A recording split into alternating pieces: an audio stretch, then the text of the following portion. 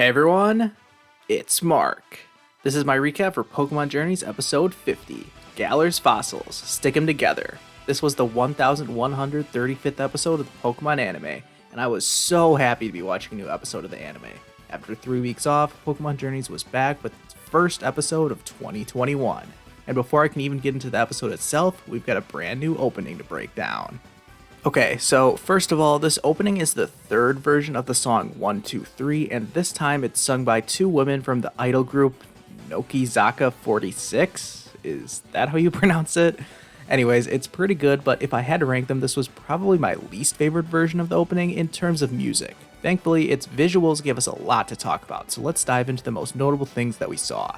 I'm not going to break down everything that happened in this opening, but just what I found most interesting. Throughout the entire thing, both Chloe and Leon were heavily featured, and it seems like Chloe is going to have a bigger role in Pokemon Journeys going forward, but I'm curious to see if Leon is going to show up that much as well.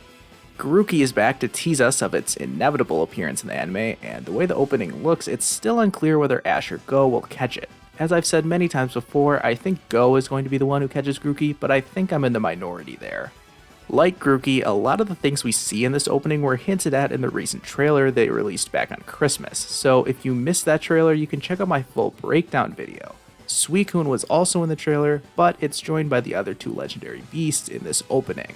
We see a few well-known characters next, and I was surprised to see Karina included here since I doubt we'll see her again in Pokemon Journeys, but maybe this is hinting that she will return again after all.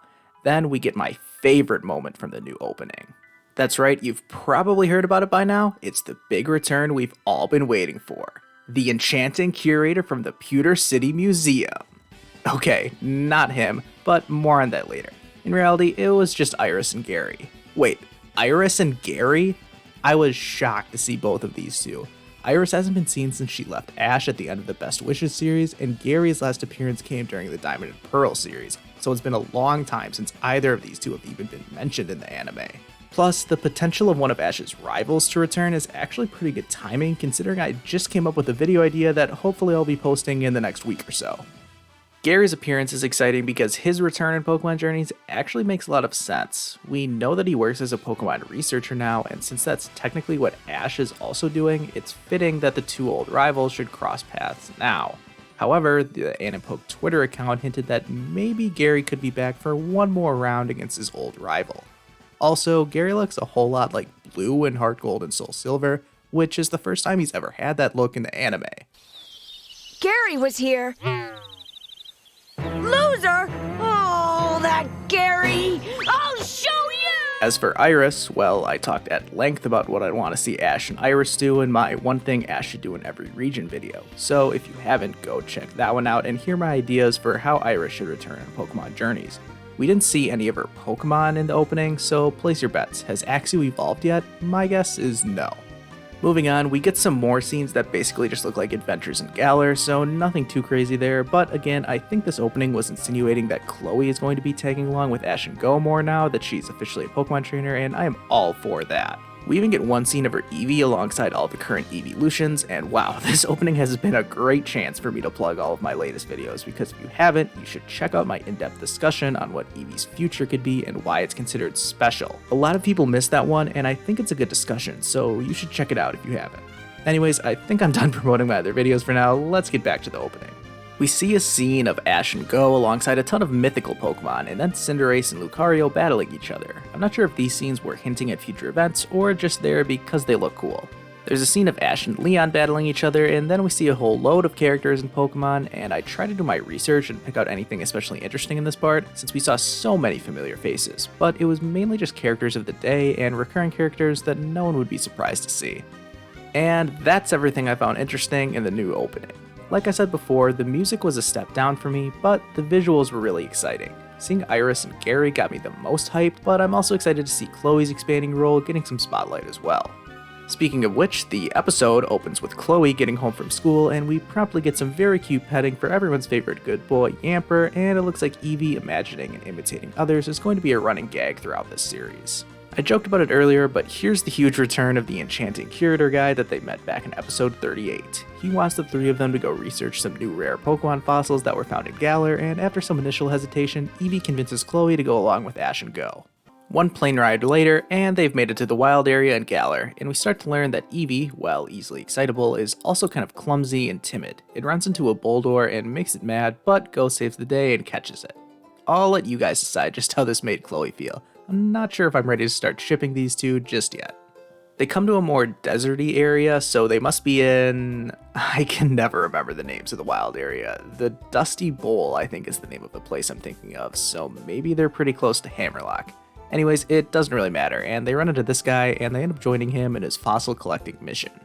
A female scientist also shows up, and I'm pretty sure this is meant to be Kara Liss, the scientist from Sword and Shield who restores the player's fossils, and of course the other guy makes a lot of comments about how she's so careless. What incredible wordplay. The male scientist is not based on an in-game character, and his name is Gasatsu, which I can only assume is some kind of Japanese pun for rough, because they use that word to describe him in the same way they describe Kara Liss as careless. The group all works together to uncover a load of fossils, and then we get the anime's attempt at explaining why the Galar fossil Pokemon are so weird, and they predict that the fossils will combine to create Arctovish and Dracozolt. But of course, because they're so rough and careless, the scientists mix the fossils up and throw them in the restoration machines in the wrong combinations. It is going to take a little bit of time though for the fossils to get restored, so in the meantime, everyone agrees it's time to make some curry. And I could really appreciate this scene because just like when I would always make curry in Sword and Shield, they just throw a ton of stuff in there, and even though it seems like it's going to be a total disaster, it ends up tasting amazing. I could never figure out how to best cook curry in Sword and Shield, but then again, I basically never used the camping feature at all, so there's no shock there, I suppose. Out come the fossil Pokemon and everything went perfect. Okay, not really, but we do have a living, breathing Dracovish and Arctozolt, so that's something. Also, I've mentioned this in previous reviews, and I could have mentioned it earlier in this episode or even in the new opening, but man, they really love using this kind of zoomed out camera depth where the human characters look like inanimate stick figures. I don't have anything against this kind of shot, but they do use it a lot. Anyways, hilarity ensues when Ash tries to calm down Dracovish, and Go tries to calm down Arctozolt, which Go plans to do by battling it with his recently caught Boldore. As for Dracovish, it really just wanted to go for a swim, so Ash ends up having a great time with this Pokemon. Go, on the other hand, ends up battling pretty well with Boldore and even nails Arctozolt with a Stone Edge, and ultimately it's Ash and Dracovish bowling into Arctozolt that eventually calms everything down. Then we get the usual, "Oh, it looks like this Pokemon likes you, why don't you catch it" trope, and so Ash and Go catch Dracovish and Arctozolt. Interesting, I did not see that coming. I think it was referenced in some promotional material or maybe an episode summary at some point that Ash may catch a Galar fossil Pokemon, but like I've said before, I try to avoid that kind of spoilery stuff, so this was actually pretty surprising to me. It wasn't until the two split off in their own attempts to calm down the Pokemon that I even had considered the possibility that Ash could end up making a new catch here. After Ash had caught his Farfetch'd in episode 27, I figured there was a chance he may end up catching more than 5 Pokemon in the series, since he'd been catching them all so fast, and now Dracovish is technically his 6th Journeys team member already. I'd be shocked if Ash doesn't catch even more Pokemon, and this would be the first time since Best Wishes that he'd have a team greater than 6.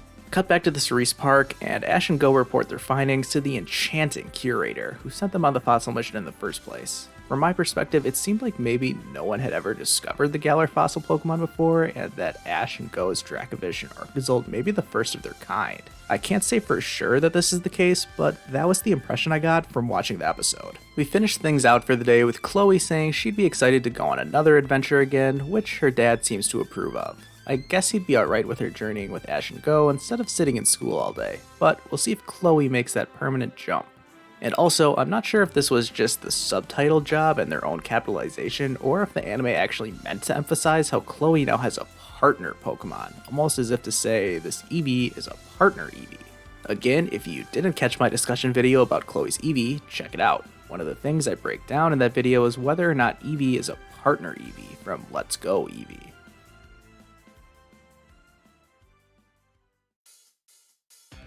I'm giving this episode a 7 out of 10 rating.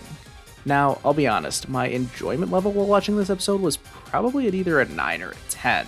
But if we're going to try and be objective here, I don't think I can give this episode a higher rating than a 7.